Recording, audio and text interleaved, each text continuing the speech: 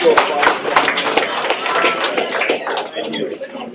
right, so my name is Travis Barrett. I'm the head strength coach for the SEER Schoolhouse at Fairchild Air Force Base. SEER stands for Survive, Evade, Resist, Escape. It is roughly a 6-month pipeline, so I'm in a pretty unique spot being a civilian, non-mil. So I have the best job in the DoD, in my opinion. So anyway, this talk, I think people overthink training a lot, so this is meant to simplify things.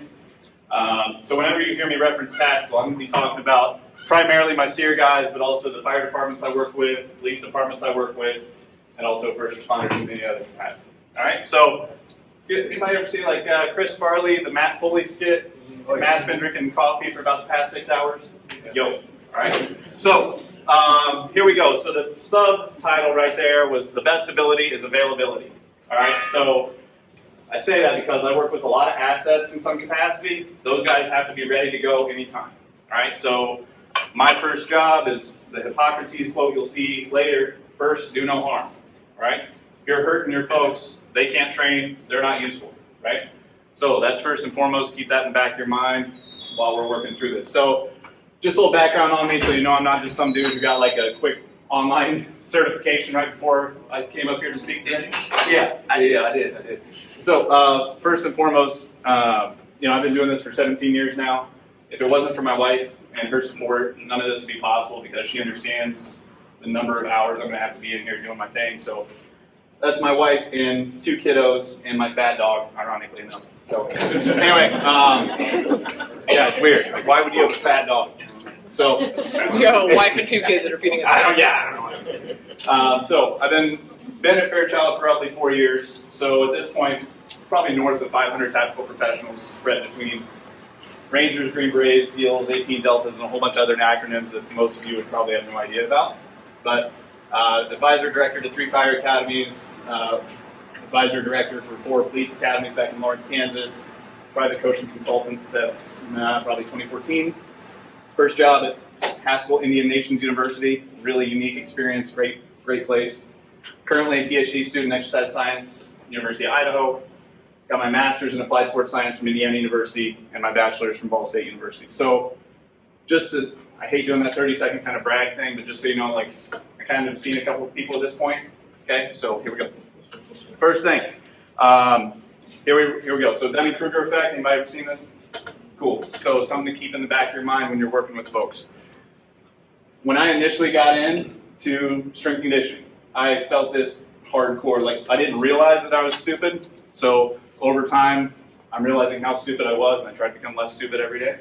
So right now, I'm just probably coming out of that valley of despair, right? So I'm starting to realize, oh my God, there's so much information out there that I don't know. And as I dive in deeper and deeper, I'm like, oh my God, that's a great idea. Why can't, the cars? I'm going to start using some of the cars now. It's like, well, shit, now I'm slinking back in that valley of despair. So you're always trying to improve. You're always trying to work to ask, how can this thing get better? Whatever the thing is that you're working on. So important concept to understand. Go ahead. All right, so with tactical, you're going to be limited on equipment, time.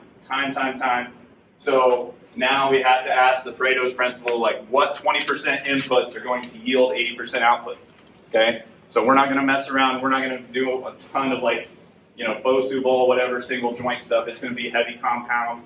And then we're also going to have our parasympathetic days and our pure recovery days so that they can go hard again. So we have a very strategic way we go about this. But, the big thing is thinking about the big rocks, all right? Like, what are your big rocks? All right, so I see 70 brand new students every 3 months, and they're there about a year. So a lot of new bodies all the time, okay? Biological age is not synonymous with training age, okay? So a lot of these guys, they're anywhere from 17 upwards of 41 years old. So they come in with all their social media stuff they've seen, and they have no idea how to connect the dots. My job is to tell them what's bullshit. I curse a lot, by the way, sorry. Tell them what's bullshit and cut out and absolutely unnecessary, and how all the pieces that are absolutely necessary connect and work together. Because a lot of these guys, if they make it through the pipeline, we have a very high attrition rate. They need to be empowered to understand how to take this with them and go anywhere and teach others, okay? So I'm trying to teach them the knowledge of all that, how to piece everything together. Go ahead. This is one of my favorite infographics. So I've totally been this guy, never this lean, but definitely the dork who's like, hey, I'm doing blah, blah, blah, blah, blah. What do you do? And the biggest dude just does squats. So there's a SEER guy right now. He's a freak of an athlete. It's nauseating because I've watched him deadlift 700 for a double. He runs a sub 6 minute, 30-second mile. Like, does he suck at anything? Like, he's pretty good at combatives. So, Did they really come up with a Captain America serum? yeah, he got injected twice. So now with Orr, that's his name, by the way, Orr. So Orr trains 2 to 3 times a week, and no shit, he looks like that dude. Why is that? It's because the load that he's stressing his system with is so great that if he would turn into this guy if he tried to do all this stuff too frequently. Make sense? So again, big rocks, big inputs is what we're hitting. Okay? Any questions so far? We all good? Sweet. All right, so just to show you some different facilities. All right, so right now, this is where I work, 13,000 square foot facility. Sounds huge. We're actually under budget by about 17,000 square feet for the number of SEER guys that come through. All right, so this is currently, I think we had 51 on this day I snapped the photo. We started with 66, and that was like our second week. So we have a pretty high attrition. So then, fire department here, that's a 12 by 12 room. We managed to squeeze in 14 people into a real stinky, nasty training session frequently, right? Because they don't have the facilities. Their time looks entirely different than over here. Here, if I need more time, I can ask for it, especially when they're on pre-team, and get as much time as I want to a point. These guys, I got 30 minutes 3 times a week. Down here is a high school. That room is maybe, I don't know, 20 feet wide and 80 feet deep. Like it's small, especially that crowded. This is an old facility I used to own. And then over here, all they had available was just the gymnasium floor. So what do you do with the facilities and the equipment and the time you have available? Okay, so this has been, fortunately, pounded home by all the other presenters. But the key to all this stuff is relationships. Okay, so one of my favorite quotes is complexity is the enemy of execution. There's a bunch of people who like to get up and just say a bunch of words trying to impress people and show you, like, look how smart I am. I promise you with the tactical, they don't get a shit. They just want to know what's relevant right now. You need to be able to communicate that in as few words as possible to get them to know what they need to do. Okay? So KLT is know, like, and trust. So I just met McGill a little bit ago, right? Or Miguel, sorry. So I just met Miguel a little bit ago. I'm building a relationship. It's up to me to make that relationship work, to get know, like, and trust. All right? That takes a long time to build. You have to understand and nurture those relationships. Okay? Because you can be the smartest guy, whatever, smartest guy, gal, and if they don't know you, don't like you, don't trust you, they're not going to do it. Okay? So can't hammer that home enough. Remember this. This is something I have to remind myself of every single day. Assigned power, assigned respect is not the same as earned. Okay? So you got to earn it. It's up to you as a coach. If you're going to work with this population, you have to earn it each and every day. Okay? Because yeah, I got a title of being a head strength conditioning coach at SEER School. That's great. But I have to earn that title every single day with every single person. So it takes time. Right? The old adage, people don't care how much you know until they know how much you care, is absolutely true. So if I'm working with Z and I know, like, hey, his shoulder's bad, and I genuinely care about his shoulder and him feeling better so he can actually sleep, so that he can go home and be more relaxed at home. So it's about part of the bigger picture. Does that make sense, everybody? So if he understands where I'm coming from and I understand him and I listen, then it's going to be a pretty good working relationship, and now we're going to get better results. Make sense, everybody? Cool. So this is so, so true. We don't need to do more all the time. It's about doing less, but doing that less at a much, much higher level. Okay? So today, when we work through a training session here in a little bit, a couple volunteers that we're going to have, you'll see we're not going to do a wide variety of exercises. We're going to do maybe 4 or 5, and then we're done. Cool. So, all right. So, picking the low-hanging fruit. meet people where they're at. All right, so if I'm talking to Z and he's like, hey man, my shoulder hurts. Cool. Maybe he's not ready to trust me to help him load an exercise yet, but hey, can I help you get out of pain with your shoulder? Yeah, that sounds pretty reasonable. See if you can do anything. If I do something, he gives me that rope, and now I help him get out of pain, and his shoulder feels better. All right, man, like, I'm more open to what you have to say about squatting, or whatever. That makes sense? So, again, all this sounds like I'm saying the same thing, but it keeps coming back to relationships and caring and just genuinely giving a shit about people. If you do that, you'll be in a good spot, okay?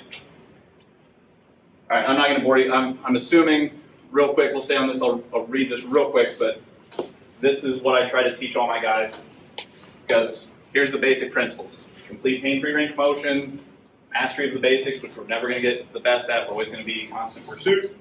Progressive overload, SAID principle. So SAID principle, I'll stop right there for a moment. Specific adaptation to impose demands. All right, so these dudes ruck a ton, a lot. Okay, so like CCTs, TAC-Ps, SEER guys. The amount of time they're rucking, well then they're rolling forward. So now what's happening? Well, their psoas is getting tight. Okay, now can they breathe properly? Probably not. How's that affect cortisol levels? How do they feel? Just go talk to them. They probably get it. They feel like shit, right? So again, if you go to ruck all the freaking time, and you're cognizant and aware of like, all right, I look like a genius a lot, and I'm definitely not a genius, but I just work guys posterior chains, and they feel better. And that's like 90% of my job. So we do a ton of rowing, a ton of pulling, reverse hyper, inverse curls, done, see you guys, have a good one. And they feel better. So I'm basically just training the opposite of how they already train in the field. So just understanding where they're at in the field, then we train the opposite when we're in the weight room, good things happen. Cool. So King Tut, we really don't use too much because, how many mil folks I got in here, raise your hand. All right, so if we go through a hypertrophy protocol, and I take you guys through some hypertrophy work, and you put on an extra 2 pounds of weight of lean body mass. Now, how important is that to you from a caloric standpoint, from an economical standpoint? You see what I'm getting at? So, for those of you who are non-mill, that, Miguel, what did we say earlier? Remind me? Ounces equal pounds and pounds equal pain. Okay. That's a very real thing. 1 mile, like if he's going to go ruck a mile, no big deal. Rucking 20 miles, oh, that's gonna start hurting. Okay, and you got to remember this is accumulation over time. Okay, so when we do this time under tension, if I'm putting more lean mass on somebody, and that's going to become very physiologically expensive. Okay, so that's something to be very, very careful of. So we do use King Tut, but it's primarily in a PT setting. Especially we do a lot of BFR. We use the Delphi pretty regularly for guys who are coming back from injuries. Med and MRV, so just understanding a continuum. So we've got the minimum effective dose, maximum recoverable volume.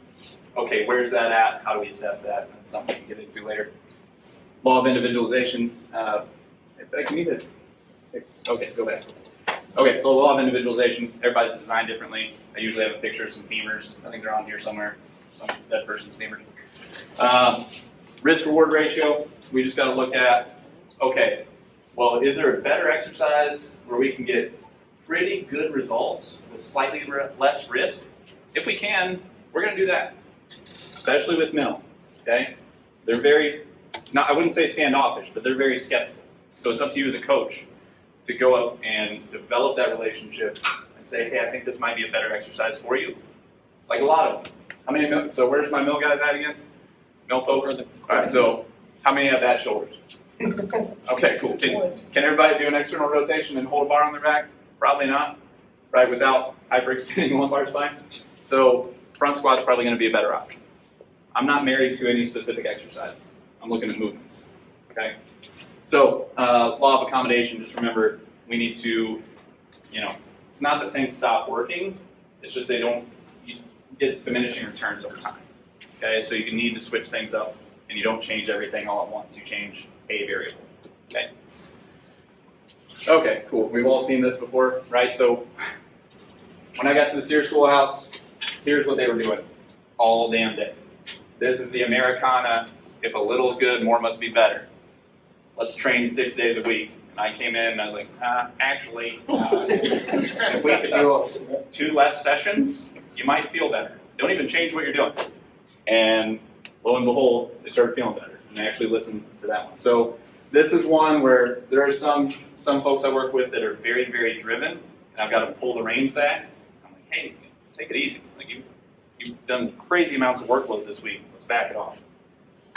Okay, fine. Let's do some of that parasympathetic stuff you talked about. And then they feel better, and they can sleep, and they have better family relationships. And it's this huge. It affects more than just in the weight room. Okay. Any questions so far?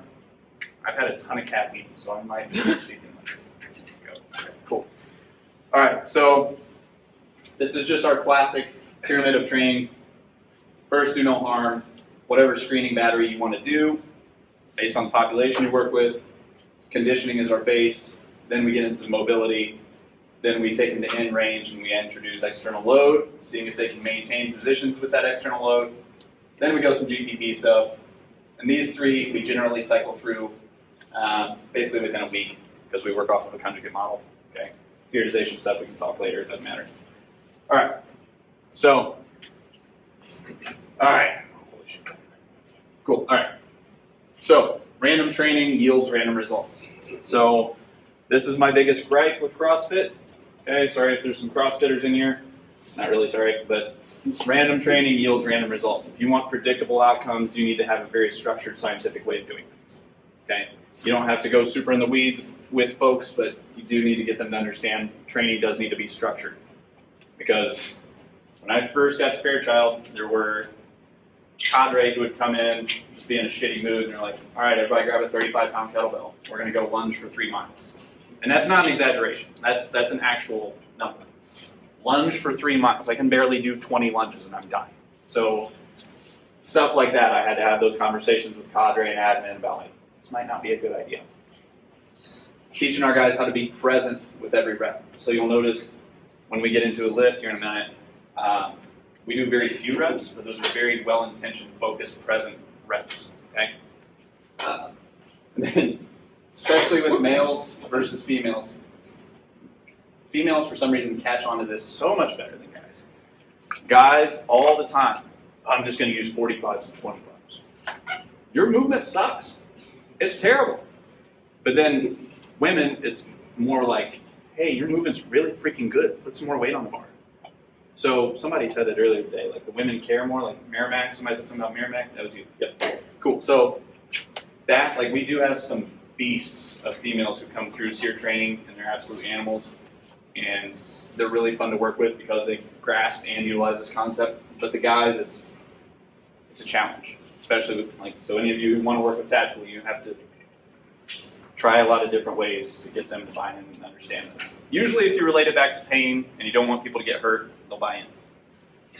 Movements over muscles, okay? Teaching these guys, does anybody have questions about any of this so far? Sweet, all this is clicking, making sense. So training residuals. This, one of the biggest concerns, especially for tactical folks, when they go out on to do training, they are very concerned about losing their progress, losing their gains. Okay, so you teach them about training residuals. So training residuals is effectively our decay rate. Okay, what's the decay rate of absolute strength? What's the decay rate of aerobic endurance? You teach them about this stuff to put their mind at ease. You put their mind at ease so now they can sleep better, so they can recover, so they can heal, so that they can train harder. Right? And that little phrase, that 2-word phrase, you'll win so much.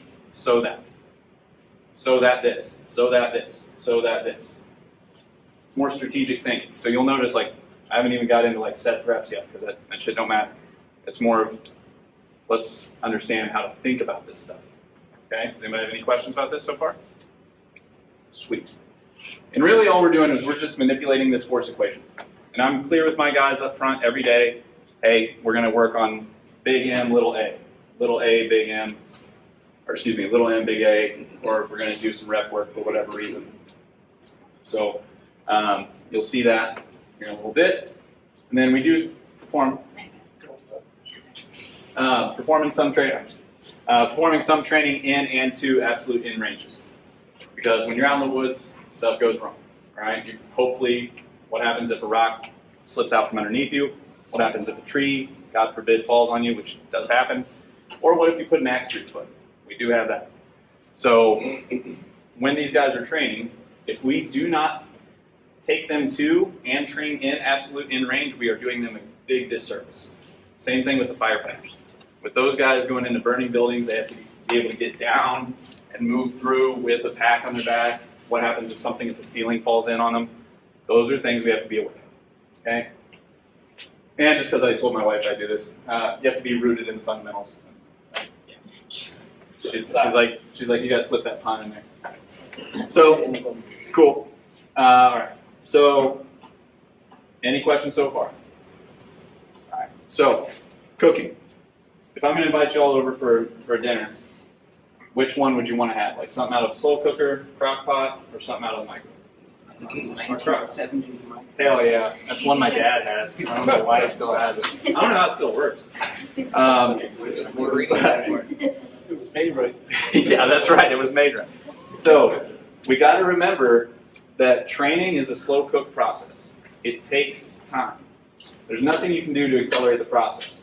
I mean, maybe if you're taking some GH or some IGF-1 or something like that, or some BPC 157. Yep. Oh, I thought you were like, hell yeah, BPC. But a lot of these guys left to their own devices will just want to microwave it all the time. All right? And that may work now, but I'm more concerned with the long-term big picture. How's that going to work a couple months from now, a year from now, a couple years from now, and so on? It takes time. All right, so I promise I'm not just putting random shit in there. I'm going somewhere. All right, so as strength is the most important metric we have to focus on, outside of maintaining good flexibility, good mobility, all that stuff, right? If we increase our strength, we are effectively raising the ceiling so that we can do more activities, all right? So if the ruck that these guys have, so let's say standard SEER guy has, 60, 75 pound ruck. Z, what was your ruck? Okay, 20 to 100? 120 you said? So if he can only squat 150 pounds, how heavy is that ruck going to be? Versus if we can move his squat to 300 pounds, how heavy is that ruck going to be? He knows he's going to have the ruck be the same weight every time, closely. Same thing for the SEER guys. So if we can increase their absolute strength, not that that's all we do, but if we can increase that absolute strength, now that relative load feels much lighter, feels easier. Okay, it still sucks, but it feels good. All right, cool. Yeah. There's no magic exercise. If you are married to an exercise and you're trying to get that across to the tactical population, it's not going to work well.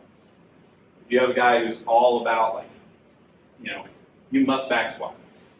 If you try to tell a tactical dude, you must back squat, good luck. Now you just created it. Now they're going head to head. But if it's like, hey man, what feels best for you? Can I put you in a front foot elevated split squat? And maybe that doesn't work. Maybe it needs to be a rear foot elevated split squat. The idea is you've got a huge toolbox from which to work.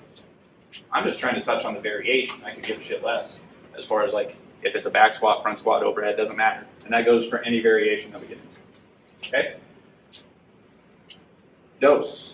So, if Zach came up to me and he's like, hey man, I got a headache, I would give him one Tylenol. He'd be like, why the hell are you giving me one? But we're going to start with one, because imagine if I did the complete opposite. Hey, here's 10. That's irresponsible, but for some reason people do the same thing with exercise. It is a dose. Training is a dose. It is a prescription, all right? So if you go just I don't know, take 10 of these things, hope it works. Well, did it work at 3? Did it work at 4? When did it work? So we need to be strategic and be careful about how much we're dosing people with, especially when we have all these other external stressors, okay? It's not just weight room stuff, as much as we love it. Okay, go ahead. Yeah, there's the femurs. I knew I had that somewhere in there. I gave this to the commander's call, and they were like, what the fuck do you have femurs? All right, so other things to consider here. What tests must be done? What's the jump status of the guys? And when I'm saying jump status, I'm talking they're literally jumping out of airplanes and helicopters. They don't want to be what's called DNIFT, do not fly. That's the last thing they want to have happen. So we just need to be aware of that. What's the daily readiness? And we've got some tests that I can talk about, especially using the just jump mat. We do that for readiness twice a week. We have a simple stoplight system that we use. And then how do we measure progress? So I look at it like this. I'm spoiled rotten because I have the luxury of having a PT right next door to my office. Him and I came out of the USAFA fellowship program. The dude's a stud.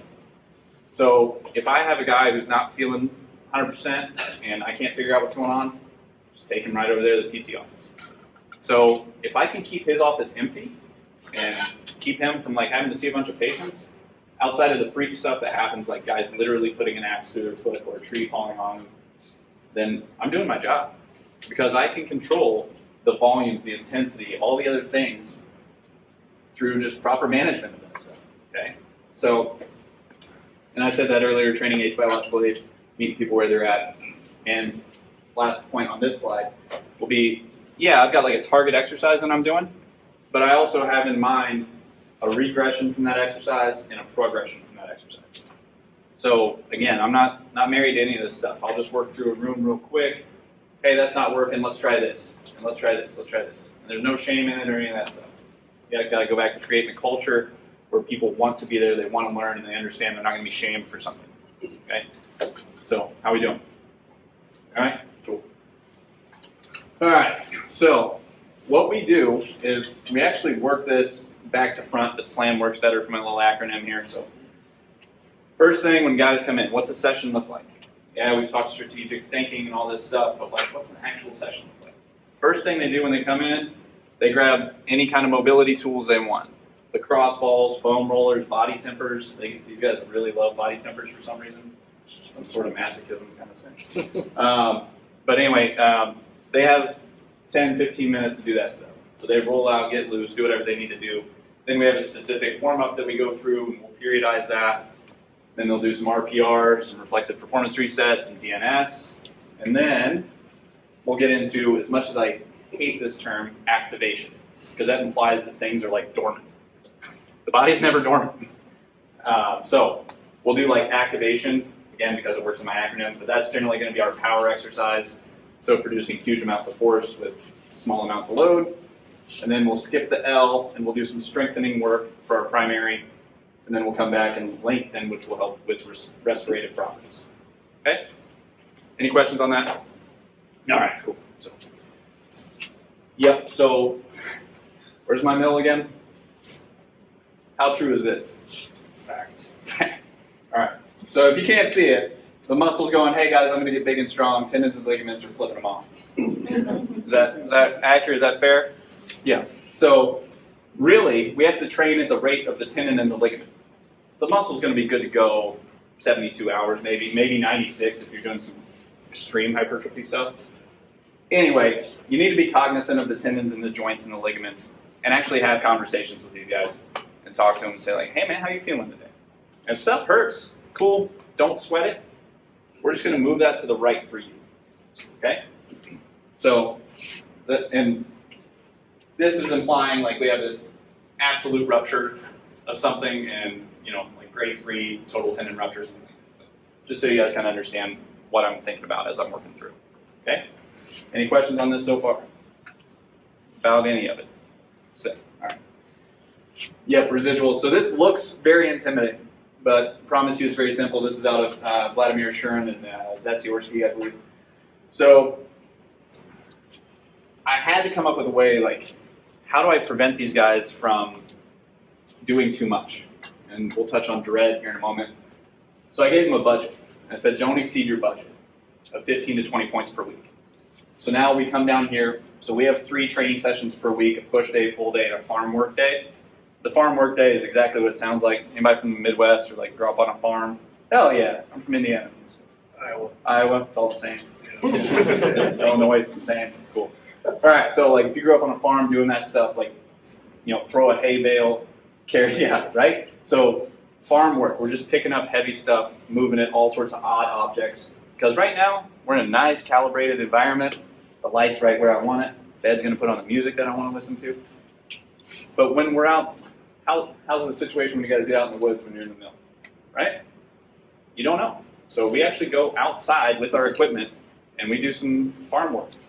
So anyway, with those days, I know those are gonna be the 3 most impactful days, okay? So Monday, Tuesday, Thursday, every week. That's what we do. So usually that Thursday is a 5-pointer. I plan that in. Okay, so the session RPE, the recovery time, the points necessary, and the training target that we're after.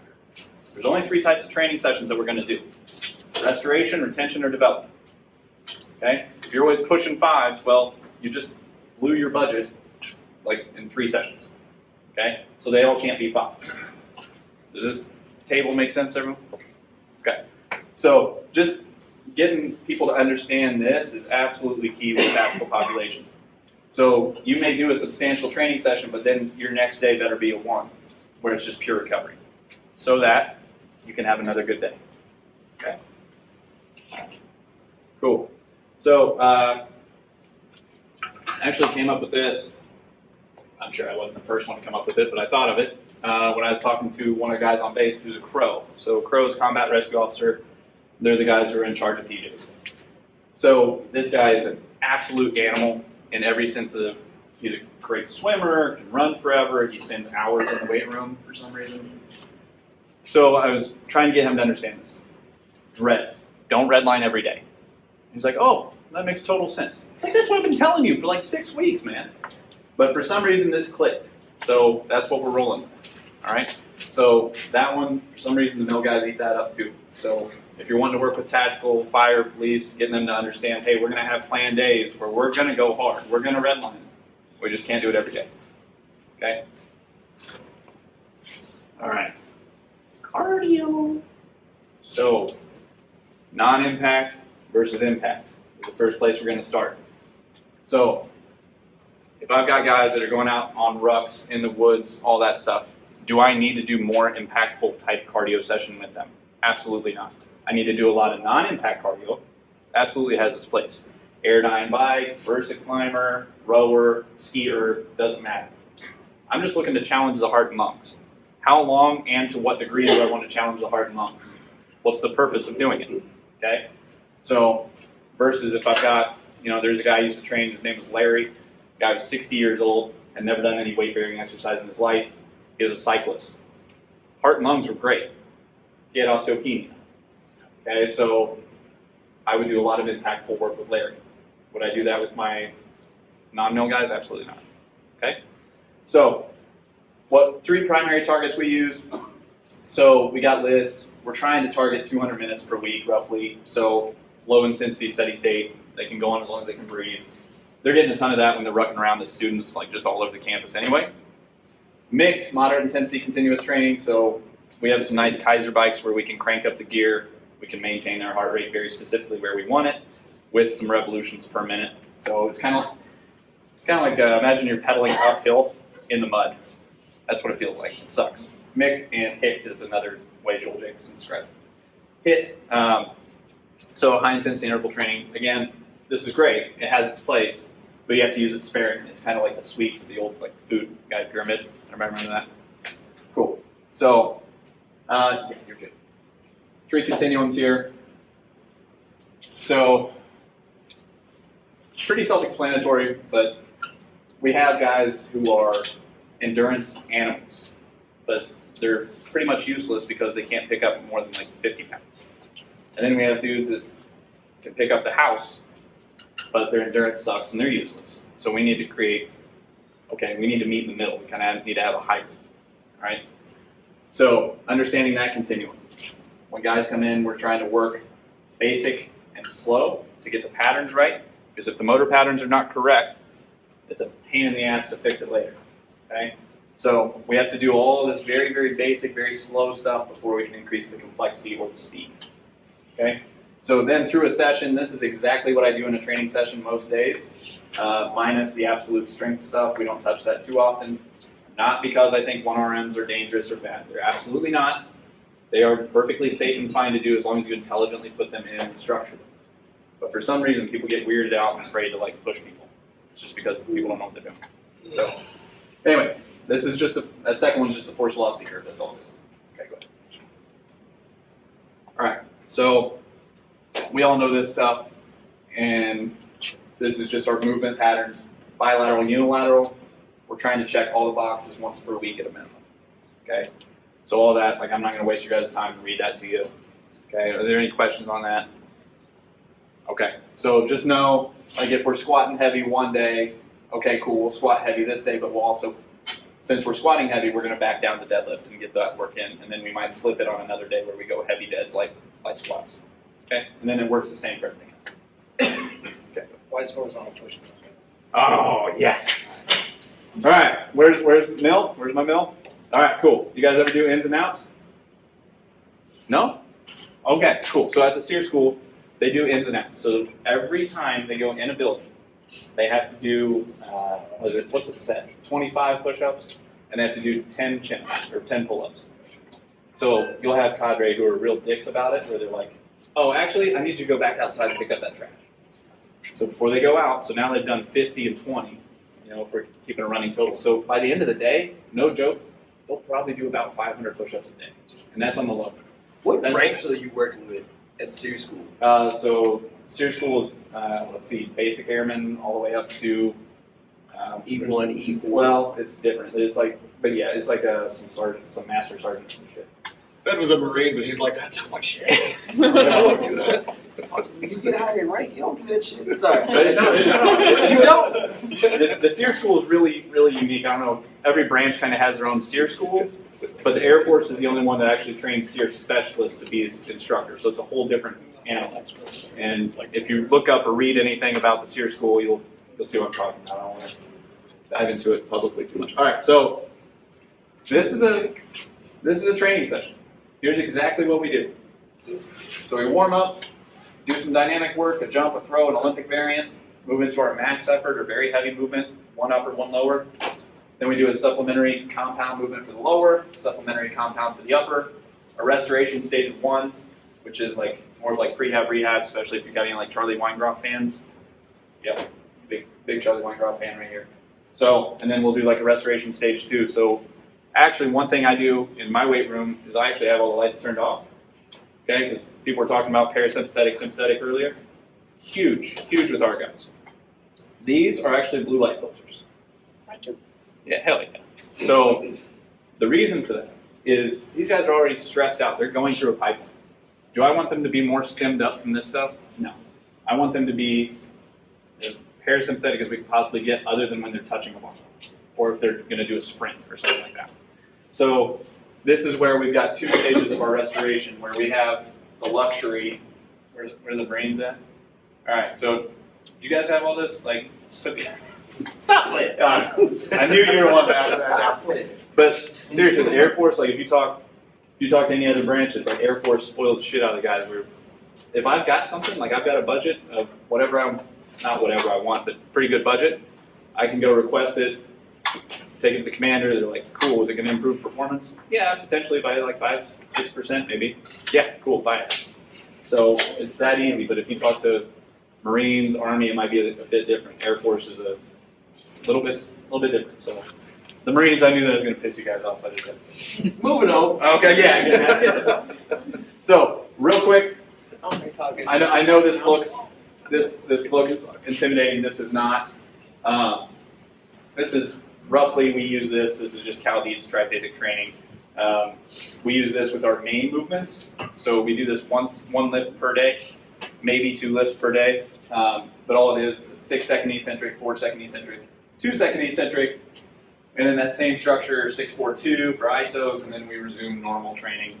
That 9-week cycle does a couple things. Number 1, I don't know how many kids come in, they're like 21, 22, they think they can do something. They look at me as 37, they're like, what's this old dude gonna do? And then I outlift them on some shit and show them like, I've been doing this for a little while.